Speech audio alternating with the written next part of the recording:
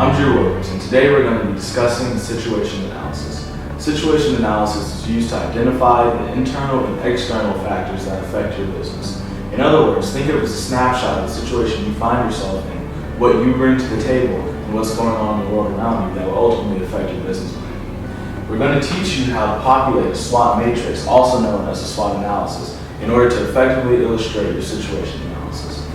Now, the purpose of the situation analysis is to identify your current position, and with that information, build an action plan to fulfill your strategic goals. By using the SWOT analysis, also known as the SWOT matrix, as an analytical tool, you can examine your own strengths and weaknesses while identifying external opportunities and threats for your business. The most important outcome of the situation analysis is to identify those areas of opportunity and strength in order to focus the goals and objectives of your business plan. Step one of your SWOT analysis is to create your SWOT matrix. And in order to do that, you want to populate the top of each box with the letters S, W, O, and T. Now, your strengths and your weaknesses represent your internal factors, or better known as the things that you can control.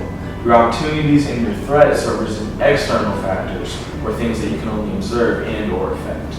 The second step in your SWOT analysis is to populate your SWOT matrix with current information about your business. For your internal factors, you're identifying areas where you need to either excel or improve on the following: your capabilities, resources, or your processes.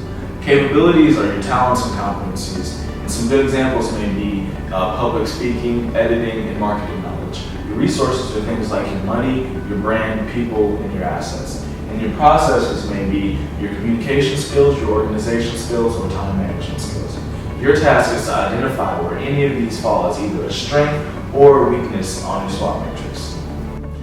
Tools for gathering internal information can include self-reflection, customer or audience feedback, as well as brainstorming with your peers, collaborators, or audience members. To fill in the external boxes, you should look to the industry, market, and competitive analysis that you've already conducted.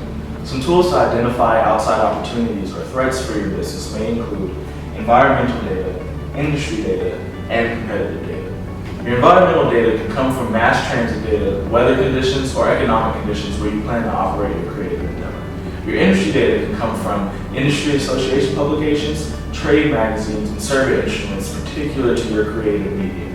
Competitive data includes pricing, market saturation, competitive location, and or surveys you've observed in your location. The next step is to analyze the information to use to your best advantage, which means that your strengths, you're going to want to find ways to capitalize on. Your weaknesses, you're going to want to find ways to bolster or support them in order to limit their effect on your progress. And you really want to focus on turning your negatives into positives. With your opportunities, you want to make them a priority and list them as your first goals and objectives. In your threats, you'd like to be cognizant of them and mitigate. Look for ways that you can positively affect them. So the next step is to identify your goal statements for the strategic plan. And you're going to start that off by first matching your strengths and opportunities. That way you can go after things you know you can capture or achieve. Secondly, you're going to match your weaknesses with your strengths, which means that you're going to offset your weaknesses by utilizing your strengths to the best of your ability. And lastly, you're going to match your opportunities with your threats. That way you can offset threats by exploring your opportunities. The final step is to write out your situation analysis and the goal statements based on your SWOT matrix. Traditionally, this can be written in paragraph or bullet format. However, since we're artists, it's perfectly okay to just include your SWOT matrix in your strategic plan. And here's the final word. When conducting your situation analysis using the SWOT matrix, make sure you're collecting data from secondary sources in order to validate internal perceptions.